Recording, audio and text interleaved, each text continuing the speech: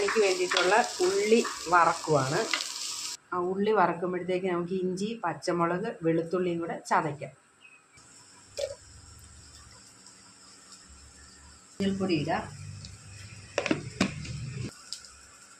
ആവശ്യമായ മുളക് പൊടി, ആവശ്യമായ മല്ലിപ്പൊടി, കുറച്ച് ഗരം മസാല, കുറച്ച് കുരുമുളക് പൊടി, ഉപ്പ്. ഉള്ളി വഴന്നിട്ടുണ്ട്, നല്ല ബ്രൗൺ ഷെയ്ഡായിട്ടുണ്ട്. നമുക്കിനി ചിക്കൻ വാഷ് ചെയ്തെടുക്കാം.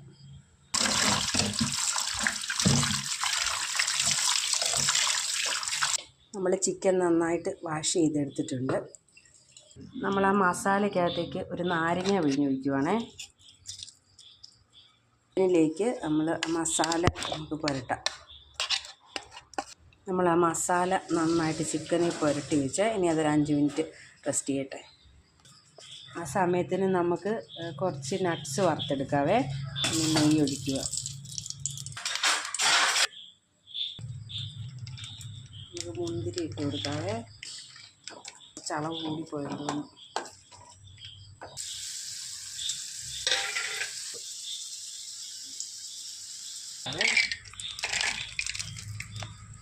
നമുക്ക് നട്ട്സ് കൂടെ വറുത്തെടുക്കാമേ. നട്ട്സ് ആയിട്ടുണ്ട്. ഇനി നമുക്ക് മാഗ്നേറ്റ് ചെയ്ത് വെച്ച് ആ ചിക്കൻ ഒന്ന് ഫ്രൈ ആക്കി എടുക്കാം.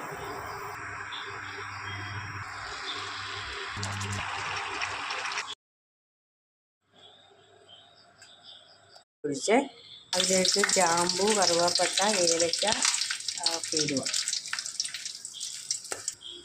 അതിലേക്ക് കുറച്ച് മഞ്ഞൾപ്പൊടി ഇടാമേ, കുറച്ച് പെരുംജീരകം, കുറച്ച് മുളക് പൊടി. വെച്ച് ഉള്ളിയും കൂടെ അതിലോട്ട് കുറച്ചെടുത്തിടാം. ബാക്കി ഉള്ളി വെച്ചിട്ടുണ്ട്. തക്കാളി ഇടാമേ, കുറച്ച് മല്ലിയില. പിന്നെ അരി ഇട്ട് കൊടുക്കാമേ. മല്ലിയില വിതറി കൊടുക്കാമേ. വറുത്ത് വെച്ച ചിക്കൻ നമുക്കതിലേക്ക് ഇടാം.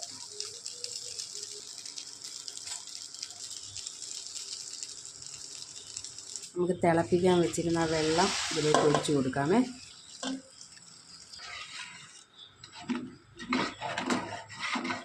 ആവശ്യമായ കുറച്ച് ഉപ്പും കൂടി ഇട്ട് കൊടുക്കുവാണേ.